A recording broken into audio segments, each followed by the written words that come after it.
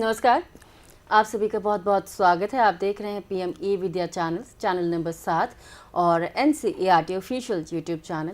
और इस YouTube channel के अलावा आप जुड़े हैं हमारे अन्य यूट्यूब चैनल के माध्यम से, जो है NCERT पीएम ई विद्या क्लास नंबर 7। इन सभी माध्यमों पर आप सभी का स्वागत करती हूँ मैं रेणु भट्ट अपने इस लाइव इंटरेक्शन में। और ये हमारा एक विशेष सत्र है teaching learning interventions for inclusive classrooms पर, जहाँ पर हम अपनी समझ का दायरा बढ़ाते हैं समावेशी कक्षा के प्रति।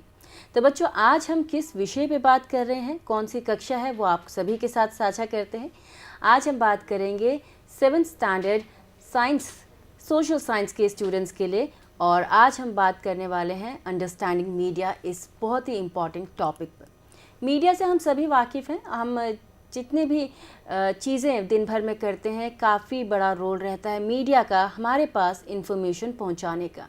लेकिन मीडिया के कौन कौन से अन्य माध्यम हो सकते हैं, किस किस तरह से हमारे पास खबरें आती हैं, सूचनाएं आती हैं, समाचार आते हैं, या आज के नए दौर में किस तरह से मीडिया का चेहरा बदल रहा है, यह आप सभी को बताएंगे हमारे विशेषज्ञ जो इस समय हमारे साथ स्टूडियो में मौजूद हैं। तो चलिए आप सभी का परिचय करवाते हैं उनसे। आप हैं डॉक्टर मनोज कुमार। सर, आपका बहुत बहुत स्वागत है। नमस्कार। सर के बारे में अपने सभी देखने वालों को हम बता दें कि सर स्पेशल एजुकेशन टीचर हैं government boys senior secondary school sector 16 Rohini से और दिल्ली से। और आप सभी के मन में अगर कोई भी क्वेरी आ रही हो तो आप अपनी क्वेरी हम तक ज़रूर पहुंचाएं। लेकिन आप सभी का परिचय हम पहले करवा दें अपनी साइन लैंग्वेज इंटरप्रेटर से, जो आपको अपनी टेलीविज़न स्क्रीन्स पर मेरे साथ नज़र आ रही हैं। आप हैं ज्योति गोथल। ज्योति, आपका बहुत बहुत स्वागत है। और आप हमें कॉल कर सकते हैं हमारे टेलीफोन नंबर पर, जो है 8800 440 559, या फिर आप ईमेल के ज़रिए भी अपनी बातें हम तक पहुंचा सकते हैं। हमारा ईमेल एड्रेस है dth.class7@ciat.nic.in। और यदि आप हमारे यूट्यूब चैनल्स पे हैं तो लाइव चैट बॉक्स में जाके अपना कमेंट ड्रॉप कर सकते हैं। ये सबसे तेज़ माध्यम है हमसे जुड़ने का, और हम चाहते हैं कि ज़्यादा से ज़्यादा संख्या में आप हमसे जुड़ें, अपनी बातें आप हमसे साझा करें, या फिर कोई भी प्रश्न आपके मन में आ रहा हो, आप अपने प्रश्नों से हमारे विशेषज्ञ को अवगत कराएं। So we are waiting for your participation in our this live interaction. तो जब तक आप हमसे जुड़ते हैं, हम सर के पास चलते हैं और हम सर जानेंगे सर से कि सर आज, क्योंकि हमारा टॉपिक है अंडरस्टैंडिंग मीडिया, और आज के टाइम में मीडिया को जानना बहुत ज़रूरी है, ठीक है। और मीडिया, मुझे लगता है कि सर हम सभी के दिनचर्या का बहुत ही अहम हिस्सा बन चुका है। तो क्या कुछ स्पेशल है आपके पास हमारे बच्चों के लिए? देखिए, हमारा जीवन में मीडिया का बहुत ज़्यादा इम्पोर्टेंस है जी। सुबह उठने से लेकर शाम तक, जब तक सो नहीं जाते, हम जो भी घटनाएं अपने आसपास देखते हैं उसमें मीडिया की एक बहुत बड़ी भूमिका होती है जी। जैसे ये आप देखिए जी। ठीक है, ये एक लोकल शॉप की एक एडवर्टाइजमेंट है जो अपने प्रोडक्ट का इंफॉर्मेशन देना चाहता है। दूसरा, आप इस तरीके के ये जो न्यूज़पेपर आप देखते हैं कि देश दुनिया में क्या चल रहा है। जी। इस तरीके का इन्विटेशंस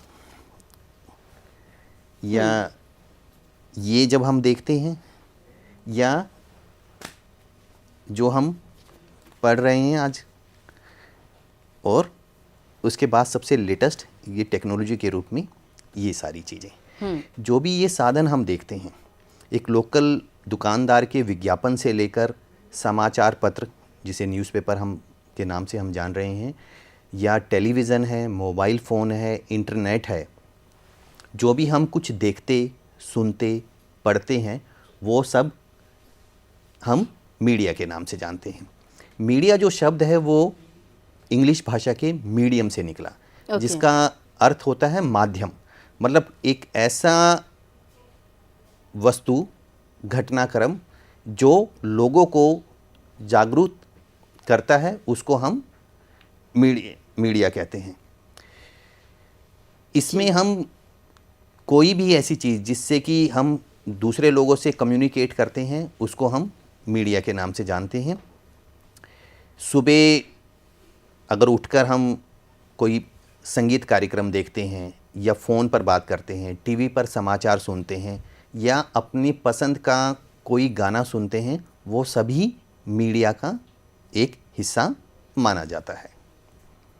जी, तो ये तो बात हुई मीडिया की, और जैसा बच्चों आपको पता चला कि मीडिया की कितनी अहम भूमिका है हमारे दिनचर्या में, हमारे जीवन में, और हम उस पर बहुत हद तक, काफ़ी हद तक हम उसी पे रिलाई करते हैं कि आसपास दुनिया में क्या हो रहा है, ताकि हमें पता चले सारी चीज़ें। अब वो माध्यम अलग अलग हो सकते हैं सर, ऐसे में क्योंकि आपने मीडिया के बारे में बताया, मास मीडिया के बारे में हम सर जानना चाहेंगे कि मास मीडिया किसे कहते हैं सर? देखिए, मास का मतलब होता है जन, और मीडिया का मतलब एक ऐसा साधन जिससे कि हमें सूचनाएं मिलती हैं। तो कोई भी ऐसा सोर्स जिससे कि जनता को, अधिक से अधिक जनता को जानकारी प्राप्त होती है, उसको हम मास मीडिया कहते हैं। जैसे मास मीडिया के लिए हम जो एक ट्रेडिशनल मेथड है उसमें न्यूज़पेपर, मैगज़ीन, बुक्स, बैनर, इनका यूज़ करते हैं। और मॉडर्न जब टेक्नोलॉजी की बात करते हैं तो television, radio, movie, social media, websites अलग अलग जो बनी हुई हैं, या ब्लॉग्स, मतलब एक स्पेशल फील्ड पे कुछ इन्फॉर्मेशन हमें मिलती है, और पॉडकास्ट। तो ये सारे साधन वो हैं जो जिससे कि जनता को किसी विषय या घटनाक्रम के बारे में जानकारी मिलती है। इसको हम मास मीडिया कहते हैं, कि अधिक से अधिक लोगों को अधिक से अधिक विषयों के बारे में जानकारी प्राप्त होना। जी, तो ये तो बात हुई मीडिया की और टाइप्स ऑफ मीडिया की। ट्रेडिशनल और मॉडर्न हमारे पास दो अलग अलग तरह के माध्यम हैं, परंपरागत और आधुनिक मीडिया की बात की जा रही है। तो यहाँ पर हम आपसे जानना चाहेंगे, जब हम समावेशी कक्षा की बात करते हैं और हम अगर अपने स्पेशल स्टूडेंट्स की बात करें, तो सूचनाएं प्राप्त करने में और सोशल इंटरेक्शन में क्या भूमिका रहती है सर? देखिए, जो स्टार्टिंग में हम देखते हैं कि जब बच्चों की एजुकेशन की बात करते थे तो हमारे पास एक ही सोर्स था खाली, जिसको हम प्रिंट मीडिया बोलते थे। हमारी जितनी भी इंफॉर्मेशन होती थी वो टेक्स्ट फॉर्म में उपलब्ध होती थी। मगर तकनीक के आगमन के पश्चात हम सभी बच्चों तक वो जानकारी सुगम तरीके से और समावेशी तरीके से पहुंचा पाते हैं, जिनकी सीखने की चीज़ नीड जो है वो अन्य बालकों से अलग होती है। जब हम तकनीक की बात करते हैं तो तकनीक का उपयोग करके एक समावेशी शिक्षा कक्ष में जो विशिष्ट आवश्यकता वाले बालक हैं, वो भी अन्य बालकों की तरह अपने आप की अकादमिक जो उनके कार्य हैं, या सोशल इंटरेक्शन के जो कार्य हैं, या ओरिएंटेशन, मोबिलिटी है, संसार में क्या घटनाक्रम घटित हो रहा है, उनकी फील्ड ऑफ नॉलेज में क्या चेंजेस आ रहे हैं, या सोशल इंटरेक्शन जब उन्हें करना होता है तो वो उनको पूरे चांस उपलब्ध कराती है टेक्नोलॉजी के माध्यम से मीडिया। वो अपने विचार दूसरों तक पहुंचा सकते हैं, दूसरों के विचारों को जान सकते हैं, या सेल्फ स्टडी कर सकते हैं टेक्नोलॉजी के माध्यम से। तो एक इंक्लूसिव क्लासरूम में टीचर मीडिया का यूज़ करके, टेक्नोलॉजी का यूज़ करके प्रत्येक बालक को वो कंटेंट डिलीवर कर सकता है जो वो एक इंक्लूसिव क्लासरूम में डिलीवर करना चाहता है।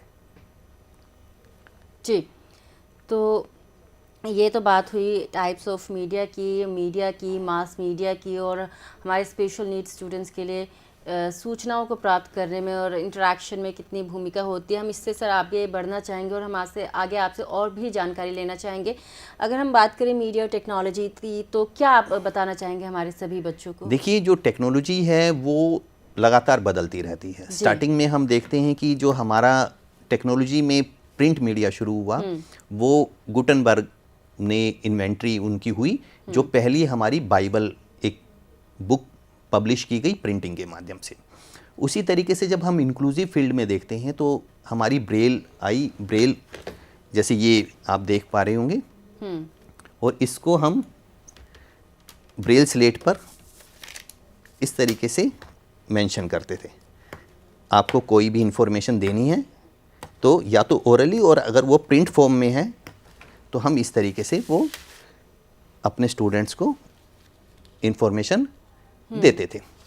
मगर टेक्नोलॉजी के इन्वेंशन के बाद जब हमने मोबाइल फ़ोन और इस की बात आई, तो बहुत सुगमता से और सरलता से हम चीज़ों को उन बच्चों तक पहुंचा सकते थे जो देखने में असमर्थ थे, और अपनी जो एकेडमिक वर्क है उसको करने के लिए दूसरों पर डिपेंड थे। कुछ सॉफ्टवेयर आए जो उनको रीडिंग मटेरियल पढ़कर सुना देते थे, या इंफॉर्मेशन टेक्नोलॉजी के माध्यम से वो अपने असाइनमेंट कंप्लीट कर पाते थे। उसी तरीके से टेक्स्ट टू स्पीच से वो किसी भी चीज़ को रिकॉर्ड करके या प्रिंट करके अपने असाइनमेंट कंप्लीट कर सकते हैं या दूसरी दुनिया के साथ अपना इंटरेक्शन बढ़ा सकते हैं। उसी तरीके से हम जब देखते हैं कि स्टार्टिंग में जब प्रिंटिंग के इन्वेंशन हुआ तो इस तरीके से कुछ प्रेशर करके हम चाहेंगे कि हमारी स्क्रीन पे ये दिखाई दिया वुडन ब्लॉक से, वुडन ब्लॉक पे की सहायता से इस तरीके से इम्प्रेशन किया जाता था। और इसी तरीके की टेक्नोलॉजी का यूज़ करके जो हम बात कर रहे हैं कि गुटनबर्ग ने ब्रेल प्रिंट किया, और अब ये जो टेक्नोलॉजी है ये लेज़र जो प्रिंट है उसमें कन्वर्ट हो गई है, और इस तरीके की जो टेक्स्ट बुक हैं वो हमें मिलने लगी हैं। साथ ही जब हम ब्रेल के रूप को देखते हैं, अभी हमने देखा कि ब्रेल किस तरीके से काम करता था, और अब प्रिंटिंग में वो ब्रेल इस तरीके से हमारे सामने तकनीक के माध्यम से हम इस तरीके की ब्रेल बुक्स का निर्माण बहुत आसानी से, सुगमता से और बड़ी तेज़ी से कर सकते हैं तकनीक का। तो तकनीक के माध्यम से हम उन चीज़ों को पूरी दुनिया के लोगों तक पहुंचा सकते हैं जो पहले सीमित एक दायरे तक थी। किंतु जब हम ये देखते हैं, और ये जो अभी हमने ये इम्प्रेशन डाला है इस तरीके से, ये पहले वुडन ब्लॉक से बनता था, और अब ये टेक्नोलॉजी के साथ साथ ये रबर स्टैम्प में बन गए हैं। और आप एक इंक्लूसिव क्लासरूम में जब इंटरेक्शन करते हैं स्टूडेंट्स के साथ, तो हम जो आलू होता है उससे भी शेप बनाकर लगा सकते हैं। उसी तरीके से भिंडी का भी आपने देखिए कि उसको काट के हम इम्प्रेशन दे सकते हैं। तो कोई भी आपको डेकोरेटिव आइटम बनाना है या कोई कलाकृति बनानी है तो उनकी सहायता से हम इसको बना सकते हैं। तो एक इंक्लूसिव क्लासरूम में जब बच्चों के साथ एक इंटरेस्टिंग एक्टिविटीज़ की बात करते हैं तो ये हमारे साथ सहायक एक्टिविटीज़ हो सकती है। देखिए, जब मीडिया और टेक्नोलॉजी की बात करते हैं तो टेक्नोलॉजी के एक्सपेंशन को से बहुत इजी हुआ। न्यूज़पेपर हमने दिखाया था पहले प्रिंट फॉर्म में आता था, या टेक्स्ट बुक प्रिंट फॉर्म में आती थी, मगर टेक्नोलॉजी के इन्वेंशन के बाद वो सारी हम देखते हैं आजकल हमारे पास ऑनलाइन भी अवेलेबल हो जाती है, जिसको पूरी दुनिया के लोग बहुत सरलता से और सुगमता से पढ़ सकते हैं। और www जो हम सुनते हैं इंटरनेट का यूज़ करते हुए, एक ऐसा जाल बना हुआ है पूरी दुनिया में एक नैनो केबल का, जिसकी माध्यम से कुछ सेकंड में हम एक इन्फॉर्मेशन दूसरे तक पहुंचा सकते हैं। और जो हम टीवी पर कार्टून देखते हैं या कोई समाचार सुनते हैं या कोई किसी दूसरी स्टेट में कोई एक्टिविटीज़ हुई है उसको देख पाते हैं, वो सारा तकनीक के माध्यम से ही देख पाते हैं। जब ये जो हमारी क्लास में बच्चे आज देख रहे हैं हमारे साथ लाइव जुड़े हुए, जो आप कार्टून देखते हैं ये ज़्यादातर जापान और अमेरिका से मतलब हमारे बनाए जाते हैं और हमें दिखाए जाते हैं, किंतु हम घर पर बैठे हुए इतनी दूर से उन चीज़ों को देख पाते हैं। उसी तरीके से मोबाइल फ़ोन के माध्यम से हम उनके साथ संपर्क कर पाते हैं जो हमसे बहुत दूर हैं। वीडियो कॉल कर सकते हैं, ऑडियो कॉल कर सकते हैं। तो मतलब तकनीक ने हमारी दुनिया को सीमित कर दिया है, और कहते हैं कि बहुत नज़दीक आ गई है, इतनी नज़दीक आ गई है हमें लगता है कि हमारे सामने ही वो बैठा हुआ है जो हमसे सैकड़ों मील दूर बैठकर हमसे बात कर रहा है। तो ये दुनिया को तकनीक ने बहुत पास ला दिया। किंतु जब हम तकनीक की बात करते हैं तो तकनीक का उपयोग करना हमारे लिए बहुत महंगा होता है। तो एक धन की बहुत ज़्यादा आवश्यकता हमें तकनीक का उपयोग करने में पड़ती है। जी सर, जैसे आपने बताया कि हम पा रहे हैं क्योंकि हम समय में आगे बढ़ रहे हैं, हमारी तकनीक दिन प्रतिदिन बढ़ती जा रही है और उम्दा और एडवांस होती जा रही है। इसकी वजह से हम अब एक ग्लोबल विलेज में कन्वर्ट हो गए हैं। जैसे आपने कहा कि www का जो जाल है वो पूरे विश्व में इतना फैला है कि कुछ ही सेकंड में अगर आप दुनिया के एक कोने में कोई इन्फॉर्मेशन अपलोड करते हैं तो वो दुनिया के दूसरे कोने में आखिरी छोर पर वो कुछ ही मिनटों में या सेकंड्स के हिसाब से पहुंच जाती है। हम इतने एडवांस टेक्नोलॉजी का आजकल इस्तेमाल कर रहे हैं और दिन प्रतिदिन ये और ज़्यादा एडवांस होता जा रहा है। यहाँ पर जैसे आपने पैसों की भी बात की, नो वंडर, क्योंकि टेक्नोलॉजी महंगी होती है, वो एडवांस होती जा रही है, तो उसमें पैसा लगता जा रहा है। तो जब पैसे की भूमिका बात होती है तो मीडिया में पैसे की क्या भूमिका, ये भी हम आपसे जानना चाहेंगे। देखिए, जब तकनीक की बात करते हैं, आप स्टार्टिंग यहाँ पे हमारे स्क्रीन पर कुछ फोटोग्राफ्स हैं। तो पहला है जो प्रिंटिंग शुरू हुआ, प्रिंटिंग के लिए एक मैनुअल तरीके से हम करते थे, तो ये कॉस्ट इफेक्टिव था। हालांकि उस ज़माने के हिसाब से ये भी एक कॉस्टली था, मगर यहाँ से मैनुअल तरीके से करते थे। सेकंड, आप देखेंगे इमेज जो जॉन एल्बर्ट बैठे हुए हैं, इन्होंने रॉयल इंस्टीट्यूट के सामने अपने जो टीवी का इन्वेंशन किया था उसको प्रेजेंट कर रहे हैं। तो यहाँ भी तकनीक का इस्तेमाल था और ये उस ज़माने में बड़ा कॉस्टली था ये भी। राइट। उसके बाद हम एक देखते हैं 1940 के डिकेड में ये इलेक्ट्रॉनिक टाइपराइटर आ गया मैनुअल से, तो ये भी काफ़ी कॉस्टली हुआ करता था। तो तकनीक का जब उपयोग किया जाता है तो वो उसके लिए धन की आवश्यकता होती है, और उस धन की पूर्ति को करने के लिए बहुत बड़े बड़े कुछ व्यावसायिक घराने हैं जो न्यूज़ चैनल और अपने प्रिंट मीडिया इसका संचालन करते हैं। और ये क्या करते हैं कि इसमें उस खर्चे को निकालने के लिए, जैसे अभी हम यहाँ पर स्टूडियो में बैठे हुए हैं, इस स्टूडियो के माध्यम से जो बच्चे हमारे साथ जुड़े हुए हैं, उनके साथ जुड़ने के लिए हमें एक स्टूडियो की ज़रूरत पड़ी। वहाँ पर प्रोग्राम करने के लिए ये जो टेलीकास्ट हो रहा है, इसके लिए एक सैटेलाइट की ज़रूरत पड़ी, और सैटेलाइट के माध्यम से इस प्रोग्राम को बच्चों तक पहुँचाने के लिए हमारे पास ये मोबाइल डिवाइस या कंप्यूटर की आवश्यकता होगी। तो इन सब के लिए पैसा चाहिए। तो उसी तरीके से जब कोई न्यूज़ चैनल लोगों तक इन्फॉर्मेशन पहुंचाता है, तो वहाँ पर इन्फॉर्मेशन पहुंचाने के लिए एक समाचार वाचक बैठता है, लाइट होती हैं, कैमरे होते हैं, म्यूज़िक सिस्टम होता है, एम्पलीफायर होते हैं और सैटेलाइट की ज़रूरत पड़ती है। तो इन सब की कीमत काफ़ी महंगी होती है, और जो फील्ड में जाके कवर करते हैं किसी घटनाक्रम को, तो वो भी टेलीकास्ट करने के लिए उनके पास भी कैमरे की ज़रूरत उन्हें पड़ती है, और 2 या 3 लोग वो होते हैं। तो इनका मूल्य बहुत ज़्यादा पड़ता है। अब खाली वो जो उसको कवर कर रहा है स्टोरी को, वो अकेले नहीं होते, उनके साथ और भी कुछ लोग होते हैं। तो इन सब के लिए सैलरी भी दी जाती है। तो इसके लिए मनी चाहिए, और मनी के आवश्यकता को पूरा करने के लिए हम किसी व्यापारिक प्रतिष्ठान का भाग बन जाते हैं ये लोग। और व्यापारिक प्रतिष्ठान जो होते हैं वो क्या करते हैं कि अपनी ज़रूरत को पूरा करने के लिए, जैसे आप ये देखेंगे, एक इस पे आपकी इमेज है टेक्स्ट बुक की, इसमें ये न्यूज़ को एक न्यूज़ रूम का वो पूरा एक इमेज बनी हुई है, और उसमें कुछ कंप्यूटर नज़र आ रहे हैं, कुछ लोग हैं, ट्यूब लाइट्स हैं, साउंड सिस्टम है, कमरे को वातानुकूलित बनाने के लिए एसी सिस्टम लगे हुए हैं। तो इसके लिए काफ़ी बड़ा एक सेटअप की ज़रूरत होगी, जिसके लिए हमें पैसा चाहिए। अब ये क्या करते हैं कि जो बड़े बड़े व्यापारिक प्रतिष्ठान होते हैं पैसा लगाते हैं, और उस पैसे की पूर्ति करने के लिए जो भी आप प्रोग्राम देखते हैं, तो आप देखिए कि उसमें एडवर्टाइजमेंट आती हैं। कोई भी आप पसंदीदा कार्यक्रम देख रहे हैं, और वो कार की, चॉकलेट, कपड़े, मोबाइल फ़ोन, इस तरीके के विज्ञापन आपको देखने पड़ते हैं।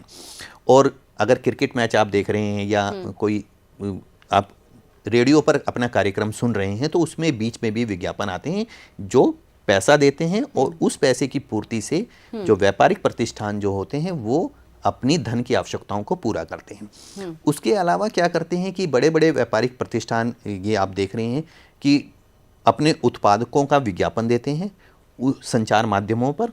जैसे अभी हमने दिखाया था, शुरू में एक पैम्फलेट बना हुआ था न्यूज़पेपर का, और न्यूज़पेपर में भी कुछ ऐड आती हैं, या टीवी पर कोई प्रोग्राम आ रहा है, तो वो संचार माध्यमों पर अपना विज्ञापन देते हैं। संचार माध्यमों के विज्ञापन को सुनकर जो उपभोक्ता होते हैं वो उन वस्तुओं को खरीदते हैं, और जो वस्तुओं को खरीदते हैं वो भी किसी न किसी व्यापारिक घराने से जुड़ी हुई होती हैं, जिनका उत्पादन व्यापारिक घराने करते हैं।